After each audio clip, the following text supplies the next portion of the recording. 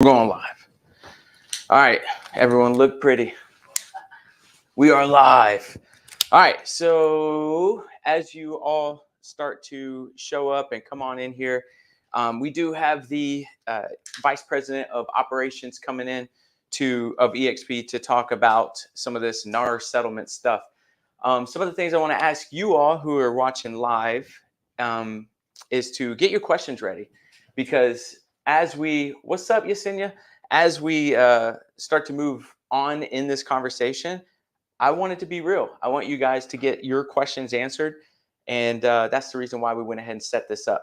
So let's jump in. Hold on one second. No, hold on one second. All right. Can we hear? Can you hear us? Hey, guys. Yeah, I totally can hear you. I bet this is this right. Okay, I can't hear you now. You're muted. All right, so I was trying to do this new audio thing since this is going different places, but it's not going to work doing it this way. That's okay. That's okay. So what's up? How are you? Hey, I'm great, guys. How are you all? Doing amazing, doing amazing. So if you don't mind, before we get started, I got my own little notes, but if you don't mind, tell everyone who you are, what you do, how you do it, and all that good jazz. Yeah, for sure. So I'm Holly Mabery. I'm your vice president for brokerage ops at EXP, and I supervise basically the western part of the United States for realty and commercial. And so, I'm a straight up real estate nerd. I've been in the business since '98. Done all the things. I've been a part of a team. I've been a designated broker. I've been a designated broker with EXP, like all of it. I've been with EXP since 2018. So basically, what I get to do day in and day out is help support your state brokers and help them make sure that you're getting what you need so you can work in the marketplace, serve on the risk management committee at NAR. I help teach classes, I help write classes, and I help get us out of lawsuits when it comes to disputes and things like that. So, I get to do all of those fun things. Yeah. So if there's a problem, I'm probably who you're going to call. Yeah. Well, hence why we got you on this call, right? Yeah, for sure.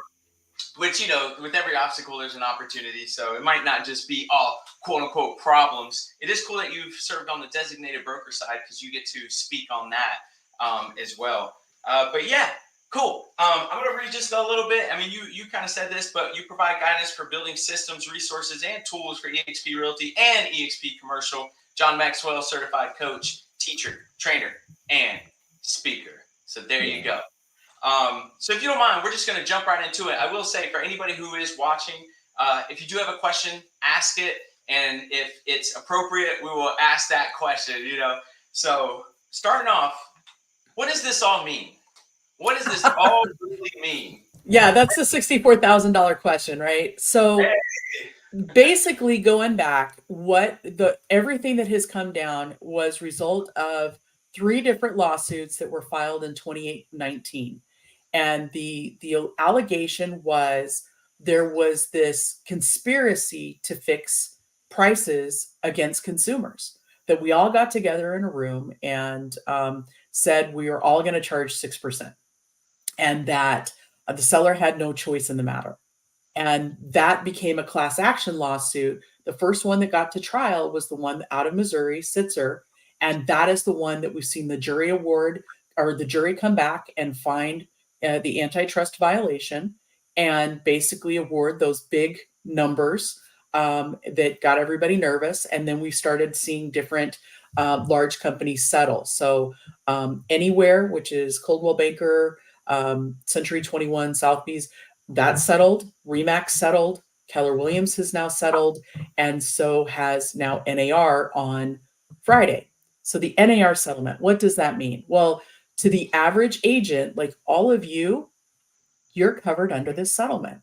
So any business that you have done from 2019 and then forward is now covered, right? You cannot be sued again. And so this was really important because we're starting to see lawsuits that were cherry picking. We saw a couple in Texas that were actually going after teams, which was a little crazy. We saw it going after local associations and multiple listing services. And we have a lot of our agents that serve as, on those board of directors. So they were kind of in not quite double jeopardy, but in risk. And so this settlement on Friday actually covers agents doing regular business, agents who are volunteering and serving on boards and helping make rules and do the right thing to help move our industry forward, all covered. Now, EXP as a company, we are still in litigation. We're being sued at present 9 different places for violating antitrust. We are working with outside counsel to see how we proceed forward.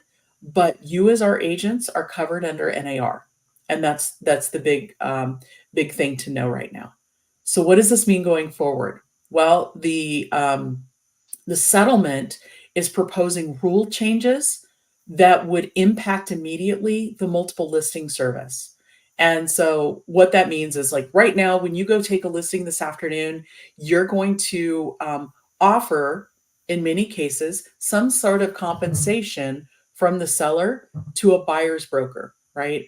And that could be any amount, whatever the seller decides in the course of your conversation. It could be a flat fee, it could be a percentage, it could be, whatever. And that will go away in July, sometime in July. We're thinking mid-July. If the judge and the DOJ ratifies this settlement agreement or proposed settlement. And if it goes away in July, what that means is, as buyers agents, if I'm going to go take out a buyer, I want to know how I'm going to get paid because I like food with my meals, right? And so as a result, I need to establish my fee for service up front. And many of us in many states, and Washington state's one already, that actually requires a buyer broker before you open the door or get paid on a transaction. And so this isn't new. This is just a new muscle that we're going to learn to work out very quickly. So when you think of it this way, in July, when you go to show a property, before you open the door for a new buyer, you're going to want to establish your fee for service. Very much like walking into getting your car worked on. You're going to know what it's going to cost you to get your oil changed. And you're going to have that menu of services. Are you getting just your oil changed and at what weight? Or are you getting your tires rotated? Are they going to be balanced? Are they going to wash your car? All of those things. Same thing as an agent. You're going to talk about what it looks like to work with you. As a company, so this is where I'm really excited, because as a company, we've already discussed, we want to give you guys flexibility, knowing that consumers get really nervous about signing anything right out of the gate, right? So, like, I just want to see this house. I don't want to pledge my life to you. That sounds scary. Okay, cool. We're hoping to develop 3 different documents. One that would be kind of that speed dating, one and done, one house, one day showing kind of, buyer broker, like, hey, I'm going to open this door for you. And if you decide you like it and you want to write on this house, this is what it'll cost you. And you establish that fee. And then if you show them the house and they're like, hey, can we see the one down the street? You can add that house to the agreement. Walk down the street, look at that one too. If you really like them and they like you, we're hoping to have the next agreement, and really hoping to make these one pages for you so they're not onerous, and the client can look at it and go, yeah, that's totally reasonable, right? It's a fee for service. So if you really like them and they really like you, but they're also not quite sure, cool. It's going to be kind of what we would consider an open listing, right? I'm going to see other realtors. I might go to other open houses, but show me these couple of properties and we might work together for the next 2 weeks. This is my price. This is what I'm going to work on. And if I have something that I become aware of in my network, I'm going to call you. And if I sell you that house, this is what I get paid. We already do that with open listings right now. When you think about it, you've got a seller who's a for sale by owner and they don't really want to list with you because they've got several agents they're talking to. They may do an open listing where if you bring a buyer, they'll pay this much. If somebody down the street brings a buyer, they'll pay this much, et cetera, et cetera. And then the final is kind of like that super prenup buyer broker that we're all used to. Like, hey, we're married. We're going to work together for the next 30 days. We're going to get you into this house. And that would be a little bit more formal. And maybe, you know, that's something that you really like that person, and you're going to go the extra mile for them. Nice. So just to recap some of this, one, I'll say I'm having Leo come on. I've actually, who's the chief strategy officer of EXP. He's coming on in July, and I booked that like in January, not even knowing, you know. So we're gonna be able to talk with Wicked him. Smart, Ruben. Wicked smart. What I do. It's what I do. But thank you. And so just for anybody, just subscribe to the Proven by Ruben anything on YouTube, and you'd be the one that can actually comment, ask questions. Also, so basically, what we're doing now is like for anybody who was in a position that they could possibly be sued, no longer if the judge signs off on this settlement. So that's one of the benefits from this. As you know, a lot of agents are extremely upset because it feels like a sellout and not much of a fight for us. But that would be one of the benefits, it sounds like, in of what you said. And then aligning with every obstacle, there's an opportunity. What you guys are doing now is working on the back end of exactly what these conversations now are going to look like. We do have buyer agency agreements. We're in Fayetteville, North Carolina, send referrals to these beautiful people. Nice. But we already have buyer agency agreements, but I will say it's been very loose. You know. Okay, so let's talk about. I want to break apart what you just said. Sure, There's agency and there's employment. Right. See, agency-wise says, hey, I can go work on your behalf, and every state requires agency of some sort. Buyer employment means I am hiring you to work for me, and this is the fee we're establishing. And so an employment agreement literally has a start and an end date. It says how much I'm getting paid. It says the things I'm going to do for you. Right. Those are the difference. So everybody has agency. Not everybody has been using employment. And that's the big differentiator here. Oh, I like that. Okay, good. Here's a question that just came in. So does the buyer pay that buyer agency commission? Now, this is all going to be, I'm sure, conversation, negotiations, the whole thing. But from your viewpoint, does it look like the buyer's going to pay for that, the seller, both, a mix, a hybrid? What does that look like? All of the above. I think right now, what I love about where we're headed is buyers agents get to have a really open, honest conversation with their client about the fee for service and what makes sense for both the client and you as the agent. Right now, the seller dictates to everybody. And that's one of the things that the lawsuit really was upset about, right? The plaintiffs were upset about. And so as a result, as we go forward, you're going to have that conversation with the buyer. The buyer's going to establish, hey, I'm willing to pay you, you know, this flat fee, this percentage of the sales price, whatever it might be. You guys are going to negotiate that, and everybody's going to work differently. That's the cool thing. Then when you're in negotiations with the seller, the buyer can direct you to ask for it as a concession or a credit at closing to offset what they would owe you. So it could be for the full amount. It could be for part of the amount. It could be for you name it. The key in all of this, though, is whatever you put on your buyer broker agreement on day one with your now client, that's what you get paid. So I would caution anybody who says, hey, I'm going to only charge you $1 because the seller will pay me more. The lawsuit settlement does not allow that. So you establish that fee up front at $1. That is what you get paid. You do not get any more. Now, if you establish a higher amount, let's say you establish like, hey, you're going to pay me $10,000. And everything comes up and washes out, and you're only going to get paid $7,000. You can go down. You can't go up. Does that make sense? It does. Yeah, that was actually going to be my question. So to be safe, you could put either a percentage or a flat fee. Sure. Can you put a percentage? Yeah. Okay, good. Yeah, you could totally put a percentage of the sales price. You can totally put a flat fee, like however you determine to work. That's up to you. Right. Okay. Yeah, that makes sense. And obviously this is going to depend on location and how the market is. And can you, how is that going to look asking the seller for concessions? Because there will be obviously positions where the seller says, heck no, no way, zero concessions, just as much as they're not going to give to closing costs, just as much as they're not going to fix the fence, or whatever. Then what is that? And I love that you bring that up, Ruben, because what we're finding in going back and doing our research and feedback from the MLSs, about 50% of all transactions have some sort of concessions to them. So it's becoming more prevalent than anybody realizes, especially with the interest rate doing its creep up that it did this last year. A lot of sellers are buying down interest rates. So there's a lot of creativity around structuring. How does somebody sell and how does somebody buy? And it's not all on price, concessions, condition. You talked about fixing the fence. Absolutely. That all goes into it.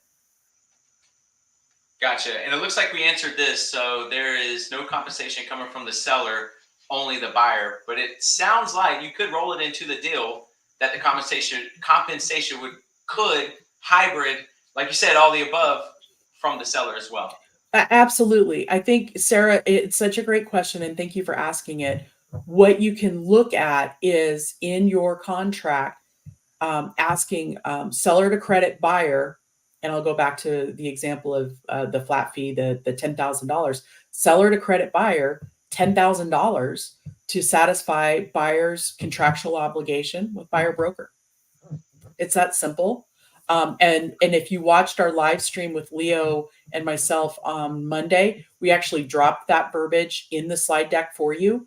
And we'll continue to be updating that as we get feedback. That's verbiage I've used since the short sale market. So back in 98 or 2008, yeah, I was using that and it worked. Well, you answered her next question, so that's great. So ask for those slides. And I will say, I appreciate it, Holly, because after that call, I messaged you on work chat and I was like, can we jump on Wednesday? We had a great guest, one of our top agents, Allie, but I was like, yo, here's kind of an emergency. So thank you so much for jumping on so quickly and having these conversations with our team and others. Do you guys have any questions so far? Doing good, doing good. All right, here's another question. Is EXP going to have a minimal commission amount for a buyer transaction? If so, what would that look like? You know what? We already do. The minimal amount that EXP must receive from each transaction is $500. Right. That's company dollar. So whatever you choose to charge, that's up to you. So like I'd stay away from the $1, like seriously. But I would look at what are you going to charge? What makes sense to take care of your family and run your business? And so EXP's minimum fee, and this is in your ICA and policies and procedures at present, minimum company dollar is $500. That's what it has been for on the listing side. And so we just want you to be smart and run a good, effective business. And we participate with you. Love that. Love that. I have some questions, but we have so many good questions coming in. I haven't even got to them yet. Yeah, it's all good. Sarah asks, so if you establish 3%, now that's where everyone's agreed on, no fixed anything, and the seller doesn't want to pay any of that, the buyer will be required to pay it. Again, that's part of your employment agreement, right? That's right. It's kind of, and what I want you to embrace is this is a professional fee for service. It's not just about going to get your car fixed. Think about like, you know what? I'm going to go to an attorney. I'm going to go to the dentist. Any of those professional services, you establish that fee up front and you're invoiced and you pay it. And so there's ways that we can do it through the contract, but sometimes the sellers won't contribute. Okay. So you and the buyer have those conversations. Exactly. So I'll read this and I'll go straight to one of my questions. It seems like buyers are just getting more ownership of their buying process. That is great for buyers. It really is. And that's where I'm super excited. So as a company, we are going to be launching a very consumer facing website that allows for consumers to kind of wade through this and understand like, hey, should I interview more than one agent?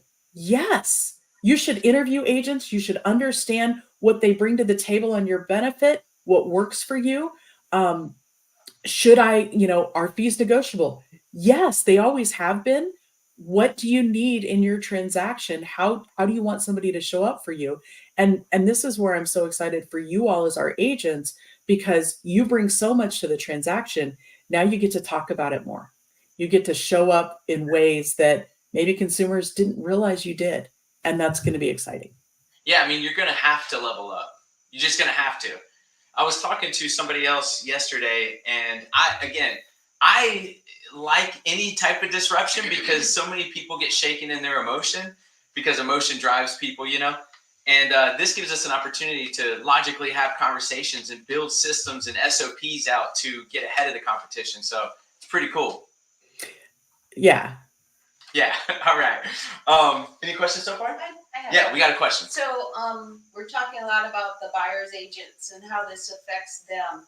As a listing agent, what can I do to help rectify the issue? Because when I do a listing, I talk about commission, I talk about possible buyer closing cost, I talk about possible repairs, and I put all those estimated prices on my sheet when I do a listing presentation. Can I legally, when talking to a listing client, present the fact that a buyer may want them to help with their agency fees as well, to sort of get them ready for the fact that it might be asked for? And then how would I do that legally with the NAR settlement? Yeah, I'll stop there. No, it's a perfect question. And the answer is yes, please don't stop. Everything you just described is the perfect scenario of setting a seller for success. You absolutely want to talk to them about, hey, we might see these repairs. If it's FHA, if it's VA, they're going to ask for termite treatment, right? VA is going to ask for a well water test. If you're on septic, oh my gosh, we got to get that sucker pumped. So all of those things that you set your seller up for success, yes, please. And this is another key to that in talking about concessions and talking about what's going on in the market and talking about, hey, what is going to put you in the best possible way forward with your home and getting it sold in the time frame that's most important to you. So what makes sense? Let's talk about it. Because if you think about for sale by owners often sell for 3 to 4 times less than the average listed home. That's pretty significant, right? So we're looking at anywhere from a $10,000 to $30,000 hit. Well, why is that? Because a lot of people go in and they're like, hey, you're not paying an agent, so you can come off your price. I don't have to pay retail. I get to pay wholesale. Does that make sense? Yeah. And so as you start to have those conversations with sellers, it's a decision that they get to make of what I want to do. And the other thing I would suggest right now is take it on a case-by-case basis. That was the other big part of the settlement agreement that came out. There's no unilateral offer of compensation. It can change day to day. It can change contract to contract. So if the seller goes, yeah, I'm going to offer something to a buyer broker, but they got to ask for it, 1. 2, it's going to depend on what else is in the contract, right? What else is going on? The seller can choose that. And so it allows the buyer leverage to negotiate. It allows the seller leverage to negotiate. So such a great question. Thank you for that. To follow up on that. So basically, as a listing agent, I am only negotiating my commission with that seller on the listing agreement, but it is okay for me to soften the waters, so to speak, on the buyer's agent is most likely going to, the buyer is most likely going to want you to help them with their commission costs. I would prepare the seller for all the scenarios you possibly can. Okay. Good listing agents set the stage so the sellers can truly be knowledgeable when the offer comes in. And I would continue to do exactly as you have described. Yeah, they say, clarity is power. And I'll say that, if you're talking to a seller and the market requires it, sometimes you have a conversation with the buyer or the seller saying that the buyer in this market is winning X amount in closing costs. So this is something you think about, and you would bring it up something like, hey, and agents are asking this. So it's just another. But I think we're probably legally going to have to say the buyers may be asking you to help with them, rather than, because buyers agents can't force a seller to pay them. Right. That's what got us in trouble. Did you, that small Yeah, version? well, so this is the thing. It's just not going to be an MLS. In theory, if and as we know it today, again, the ratification has to happen. But if I want to know if your seller is offering a co-broke commission, I can pick up the phone and call you. And I should. I should call and say, hey, is your seller willing to compensate a buyer's agent?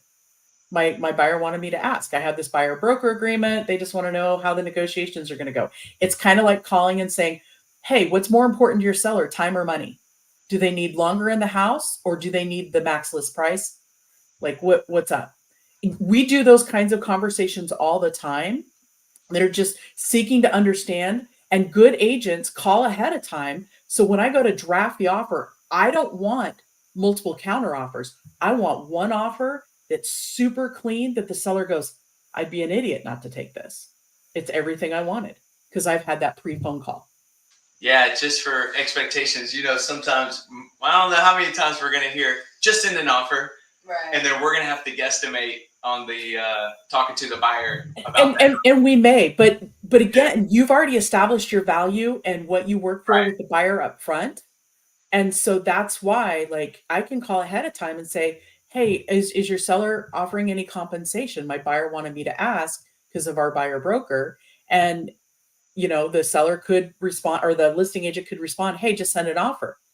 I turn around and I look at my buyer. This is their response. What would you like to do? And the buyer could say, yes, please still show me that house, or no, I don't want to see it anymore. The buyer gets to choose. We can't filter. That was the other big part of this settlement, is we don't get to filter if there's an offer of compensation or not. That we are directed to ask, right? That's part of agency. That goes back to old school agency, right? That working for and employment, right? How does it work? Yeah, and sorry. No, you go ahead. No, go ahead. I was going to say, so basically when we're working with our buyers as buyer's agents now, we are working with, it correlates to how I, as a buyer's agent, work with for sale by owners. I contact that for sale by owner first. I talk to them that I want to show the house to a potential client or potential buyer for them. And I ask them, will you be willing, I have agency with this client and their commission is 3%. Will you be willing to pay my commission for this buyer so that I can show you the home, show them the home? So it's basically, we're working like we're working with for sale by owners, right? Getting that commission agreement up front, then showing the house. Yeah. Mic drop. Yeah, that's right. That's a great way of looking at it. So, because so many agents are trying to wrap their head around this, but if you look at it like that, that does simplify essentially what's going on. There will be new forms and everything that goes along with it, I'm sure, but that's a simple version of what that looks like.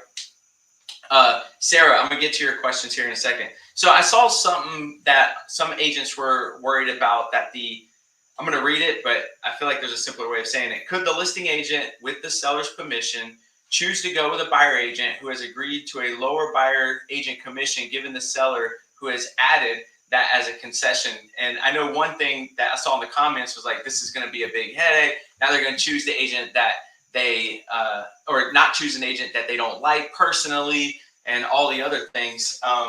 What I feel like I know the answer to this, but what I saw that over and over and over in the comments. What do you say to that? I think there's two things that come to mind immediately, and Glenn actually said it really well on his Facebook yesterday. People will shop on price, and people will shop on service and trust. And which agent are you? Yep.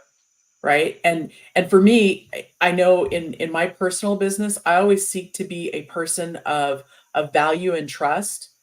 Like, if I could give you great service, I knew I was going to get paid. There was never a doubt in my mind. If I could show up and give you the things that you need to make a good decision, you couldn't compete with me, because I was always showing up with value. And that's what I would invite you all to consider is, yeah, you can totally be that person that is a 1995. Okay. If you can do enough of that and on your business, have a day. Like, I support you still. Like, keep going. But what does that make sense long term? So are people right out of the gate going to find what makes sense? Yeah. But as Leo said on Monday, capitalism will find its way through, and we will see really great buyers agents take care of people and likely get paid more than some listing agents in the marketplace because they're so good at what they do. Right. Totally. I feel like I know the answer to this, but I'm going to ask it. She's been waiting on this. In the concessions, do you have to specify what goes to what? For example, you do 5,000 seller concessions, 2,000 goes to the buyer's agent, and 3,000 to buyer closing costs. I'm sure the answer is yes. Definitely itemize these, but what is this? I think it. I'll be honest. I think it.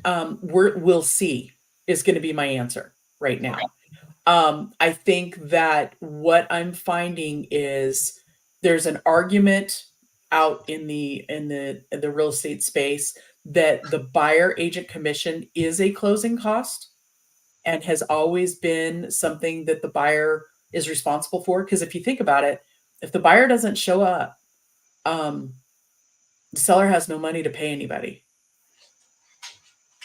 right? So, it's one of those where the seller just dictates how things are kind of spliced up, pay off the mortgage, pay my listing agent, etc. And so I don't know the specific answer to that question, Sarah. I think that we'll see rules come down either from lenders or from the local real estate space that dictate or kind of guide us into best practices. Right now, today, I've found success in referring to the specifics on the buyer's contractual agreement with buyer broker. I've not had any lender push back on my fee that would go into that. And then whatever amount is credited towards rate buy down or whatnot. So there's some nuance in splitting it out allows for that scalpel to come out in negotiations between a buyer and a seller in a contract. Like, I'll help pay for your buyer broker, but I'm not going to pay for your rate buy down. Okay. Right. Yeah. So there's a couple of different schools of thought. And again, I think we're going to find out together. Yeah, totally. And I guess the way I was thinking was that the attorney or the title person is going to need to know where the money goes at the end of the day. That's kind of my. Yeah, I think potentially, but honestly, we're going to be submitting probably our signed buyer broker agreement to the title or closing attorney anyway, so Right. they know what to pay, right? It's almost like our commission demand, and so they're going to have to see that, hey, we've got a legit, employment agreement, and so that I think that will become part of our just process. Agreed. Another question: do the buyers only pay the fee for employment if they close on a house, or do they pay that at the beginning? Or what if they never close on a house? Well, I think that's gonna also be detailed out, right? You may be working with an investor, and I did this during the down times in the REO market. I had an investor who paid me $5,000 a month. We made on average, and I knew I was going to get $5,000 a month from him, no matter if he closed or not, because we made anywhere from 30 to 50 offers. It was insane. It was a lot of work. And if he closed on, 4, okay, great. And then we turned around and he fixed and flipped them and whatever. But I got $5,000 a month. And so everybody's going to be working differently. Retainer fees, I think, could become a thing where you get, especially if you're looking at the 3 levels of service that maybe we provide as a buyer broker, that initial one and done showing, maybe I don't charge you anything. Maybe that next level, maybe there is something, maybe there's not as far as an open. But if you and I are committed, could I do a retainer? And that would be credited to you what you would owe me at closing? Yeah, 100%. I think that people do a lot of things like in the listing space as a listing agent. We already do that across the board. So now just move that to the buyer space and conversation. So I think anything is possible and people are going to get creative.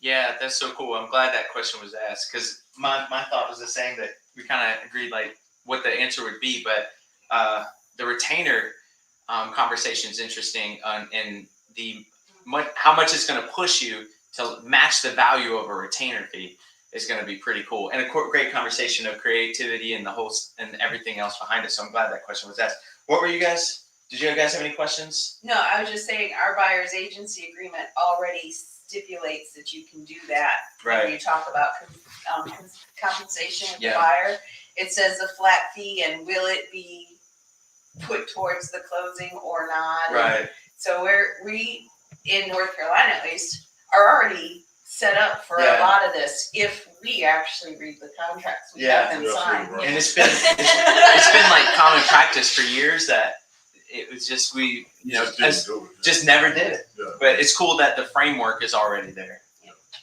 That's awesome. All right, another question. How much time do you have? I don't want to go over your time. No, look, I want to make sure that we get as many questions as we have, and I have probably about 10 more minutes, and let's lock and load. I love it. I love it. So Yesenia, I'll just say this one real quick. She taught a class yesterday. She's a transaction coordinator, also EXP agent, also just rock star, also. And so she harped on reading forms. So I'll just say that real quick. All right. So Sarah asks, does this not hurt the buyers? I work with a lot of buyers who are on a tight budget. So if they can't pay and the seller won't, what happens? Maybe that's not the house for them. Right. I mean, and that's wicked blunt. So think of it this way. If I've got a buyer that is on a tight budget right now, and we need closing costs and we need the seller to update the roof because of, the inspection, or we've got termites or all of those things, and the seller is unwilling, it's not your house, man.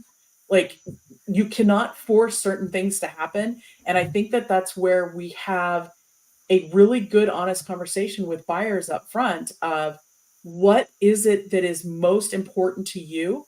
What is it that you can't live without? And then we move on, to the wants and the nice to haves. But there's certain things that time and budget will dictate that we can't overcome. Right. And that's going to be, right now we're very much in a seller's market because of the lack of inventory or low inventory and the high interest rates. I feel that at a super high level.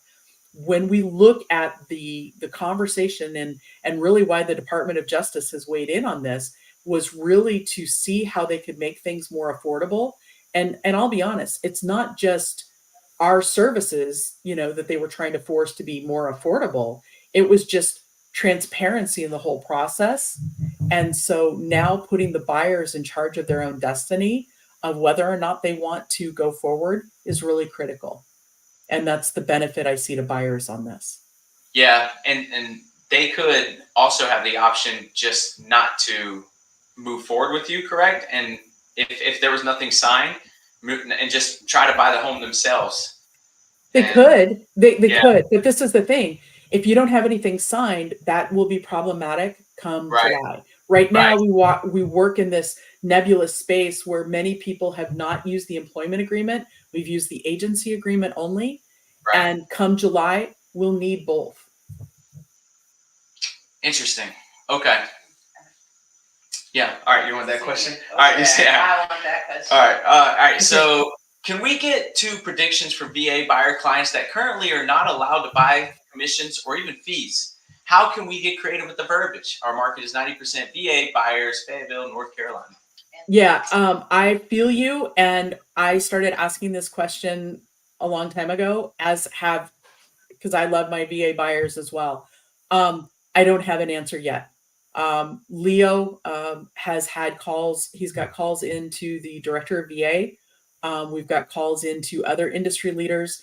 And we're continuing to watch this incredibly closely. So right now, today, I don't have an answer for you. Yeah. I think we will see quick work and evolution in this space of what it will look like and what VA will allow, recognizing that nobody wants to penalize our veterans because they have absolutely earned everything that we give them and more.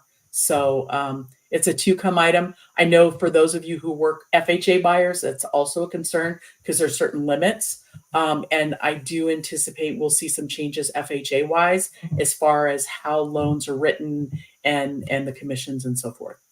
Yeah, and I'll just say this again. July 17th, we will have Leo on, and where we can ask these specific questions after there's a little bit more conversation, clarity around all of this as well. What time do you have? Like, what time do you have to go? Let's take 2 more questions. 2 more questions. All right. Do you guys have any questions? I want to give respect to the ones who are actually on and they're watching. So last question is Exp Reconsider. This was one of my questions, Yesenia. And I'm sure you guys are hearing this a ton. Again, it feels like not much fight for us in that whole conversation. That's what it feels like. Last question is Exp reconsidering our relationship with NAR? Absolutely. So I think it's a great question, and to hit it head on is this. Right now in this space, if we were to leave NAR, that also means leaving your state and local associations because of the 3-way agreement with NAR.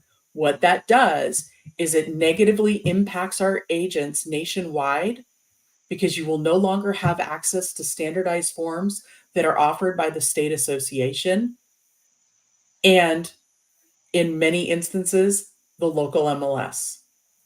And that kind of impact to our agents is substantial. Now, we're going to continue to monitor how things go forward. But for us to write a purchase contract and all the forms that you're used to using in your local marketplace for every state becomes cost prohibitive. And so our innate value that we see is the state association and what they're providing, and then also what we're seeing locally out of the MLSs and local associations. And I will say this: we all wanted NAR to fight more. We wanted it. I'm a member too, right? Like we all wanted them to fight more. When the jury came back and sitting back, and this is feedback I've gotten from outside counsel, when the jury came back with that ruling, if we were to appeal, we have to put up a bond equal to the amount that we lost by to go forward. And that was for one lawsuit. There were 2 more bigger lawsuits that NAR was facing, plus the laundry list of copycats that were springing up all over the nation. All right. So it becomes unsustainable to fight when you're looking at that kind of volume.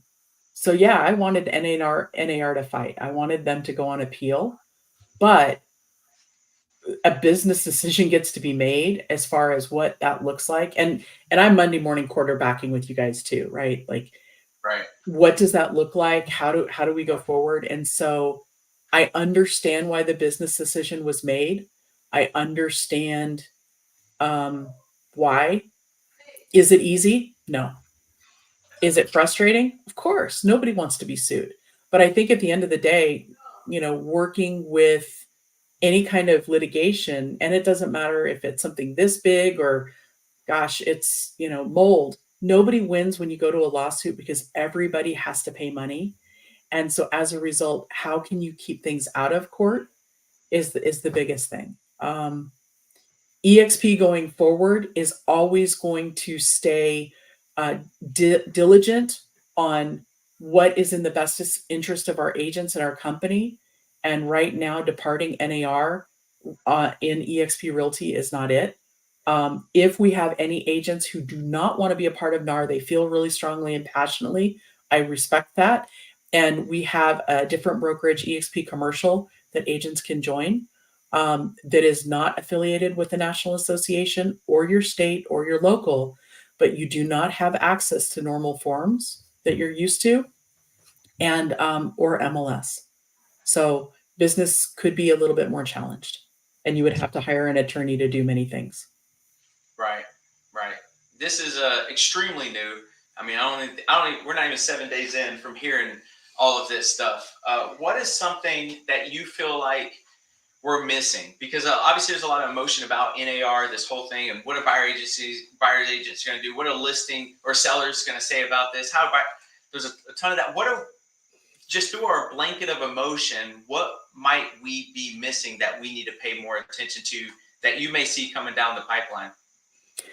Honestly, we've already seen in 2010, 2011, we already saw the pulling apart of what's offered to a listing agent as opposed to a buyer's agent and our service level. With the internet, I mean, when the internet came on and we started, with the with Zillow and Realtor.com, everybody thought we were going to go out of business as agents. I would argue we're needed more now than ever before, because there's so much information online. You can be overwhelmed by Google. And so as an agent, my challenge to you is, how are you that local resource that is more than anybody can Google? What have you built your business on in practice that allows yourself to become that resource and leverage in such a way that people want to turn to you, they need to turn to you? And oh, by the way, your other, the cross agents that maybe aren't within our company, but in another, they look and go, oh my gosh, it's Yasina, this deal's going to close. This is a good deal, right? Those kinds of relationship, that kind of reputation, you can't pay for. You earn that with every deal you write, with every interaction. And that's what I see as kind of the next level in our, as an agent. That's what excites me in building a business. That's what excites me for our agents, because so many of you have dug in and to do the right things in your communities, and really represent your clients at a higher level. So now it's, how do you put that in such a way that it's showcased for clients to easily understand? I pick you. And that's what I'm really excited for now. Yeah, I appreciate that. I really do. That was great. Do you guys have any last questions? We will let you go. Thank you so much, honestly, for jumping on. I'm very excited about how this the conversation looks like with just anybody within our market. And honestly, there's going to have to be some kind of structure to conversation with agents as well, not just the clients that you're servicing, just so you can project what you're looking for and all the other things. So this is pretty cool to build all this and put it together. And I just got to say a big thank you to you as well. Is there anything we could do for you before letting you go? Look, the biggest thing you can do for me is stay plugged in, right?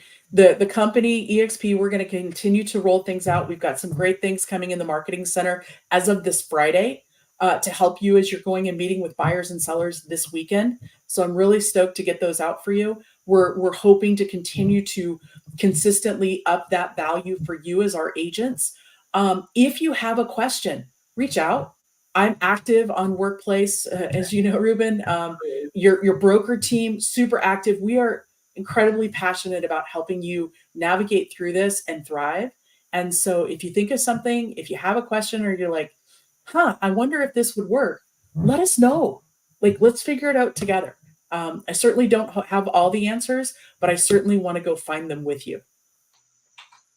Love that. Love that. We'll let you go. Enjoy the rest of your day. Let us know if there's anything we can do for you before this weekend. We start to see documents and all the things. And anything you want to say? Thank you, Holly.